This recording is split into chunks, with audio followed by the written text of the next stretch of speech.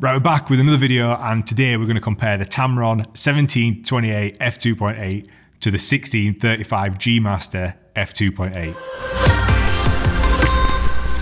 Quick backstory, I initially bought the Tamron 17-35 before I even hinted at investing in the G Master because of the cost. It goes without saying, these are considerably different. This one will run you about £700, whereas the G Master is closer to £2,000. Right, so the first thing I want to cover is the build quality of these things and the physical weight. So the Tamron is 420 grams, whereas the G Master that we're shooting on now is 680 grams. So there's a massive difference in weight. This is something you need to bear in mind if you are shooting on a gimbal often, or if you are shooting handheld quite regularly. The weight racks up, trust me, when you're holding this thing handheld. Next thing is the zoom. As you go from 17 to 28 on the Tamron, the barrel moves internally, so it doesn't pop out. Whereas on the G Master, you'll notice that the barrel extends, which actually makes the length of the lens considerably different. And again, if you're shooting on a gimbal, you need to bear that in mind because it might just throw your balance off. So you need to be looking at using a bigger, sturdier gimbal, such as the Ronin S or the Ronin S2, which has recently come out. Another big difference in the build of these things, the actual zoom ring is at the front. Tamron, which is kind of weird. Like, it was kind of weird to get used to that, because you would normally have the focus ring at the front and then the zoom at the back, whereas on Tamrons they've switched them around for some reason. But once you've started shooting with it for a while, you get used to it, and then when you go back onto a Sony or another lens, it throws you off again. Obviously that means that on the G Master it's what you would consider the regular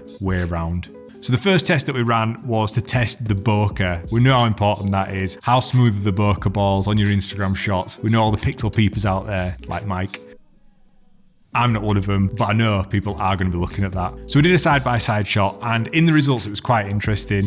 If you zoom in and look at the Sony bokeh versus the Tamron bokeh, you'll notice that you can see little rings in the Tamron bokeh balls, whereas the Sony is much smoother and much neater all around. For me, it gave a much more pleasing image.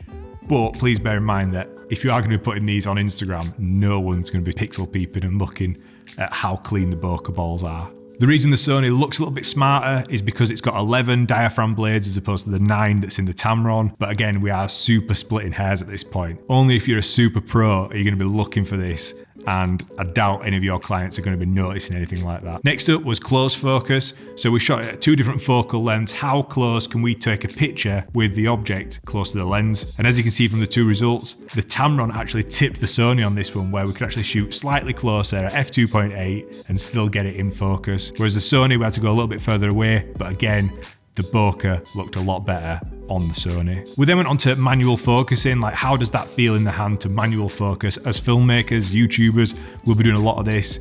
And I found personally that the Sony was a lot more pleasing to use. I had a lot better feedback, and I overshot it a couple of times with the Tamron. It just felt a little bit different, but again, there are only marginal differences. They're both super nice to use, and really, does it justify the price tag? I'd still say that the Tamron's doing well. And regardless of what it felt like at that point when I was using it, once you start using a lens, it becomes like muscle memory. You understand it, you get to know it, and you can tell if you're going to overshoot it or undershoot it. That feedback becomes second nature.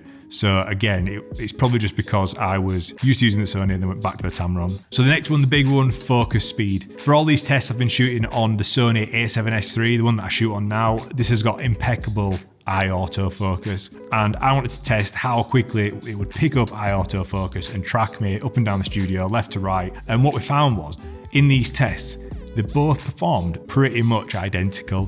Dropping out of frame, popping back up, going out to the left, back. They were very, very similar. One caveat to that is that we ran some tests initially where the light was a little bit darker, a little bit different. We dropped it down to f2.8, and both actually struggled to track focus. But when it did initially pick up the focus, it was the Sony that performed a lot quicker and a lot better. Also, when I've used the Tamron in the past for vlogging and all this YouTube stuff, you know, we're shooting on the fly, we're getting shots as we're going, especially for vlogging. There's no retakes, there's no reshoots, and I found the Tamron to go a little bit soft and lose focus on a number of occasions, which has caused the shot to be a little bit less than ideal.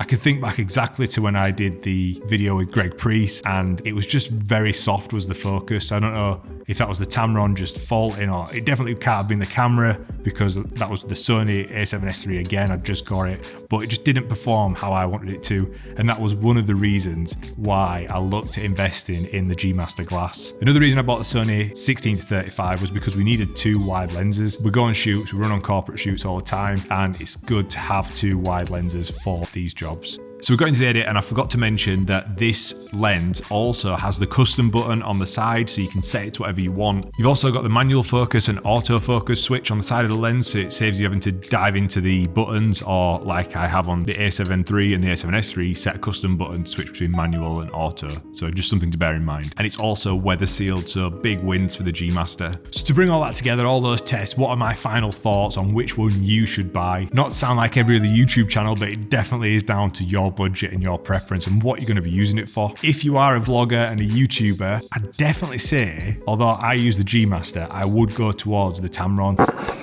What? Bro, what are you talking about, man?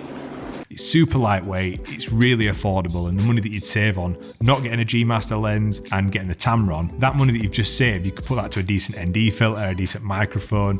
You can really up your rig and get a better overall YouTube rig. Now, if you're shooting more professionally and you wanted to do more client work or more commercial work, the 16-35 is incredible. You've seen the results from the pictures, you've seen the results from the videos. Having that extra 7mm of focal range really does make a difference, especially when you are shooting on the A7S III or the A7 III, where you can punch in at Super 35 mode and crop in even further. Having that length of focal range definitely helps on these shoots. So that's just another thing to bear in mind. I feel really lucky that we've got both these lenses in our arsenal, and Tamron without doubt makes some incredible lenses, and for the price it's undeniable what they can do. However, if you have got the money and the budget and you really want to dive deep and get yourself some G Master lenses, I would recommend them. Let me know in the comments which one you would buy if you had the money. If you had the money to get both, which one would you still go for? I'd like to know. If you are interested in purchasing these, I'll put a link below as well so you can find them. You can find the ones that I use, and I'll also put some ND filters for each of these lenses in the description box below. But I hope you enjoyed this video. I'm going to try and do some more reviews, more comparison videos. They are quite fun to do. I know they've been done a million times, but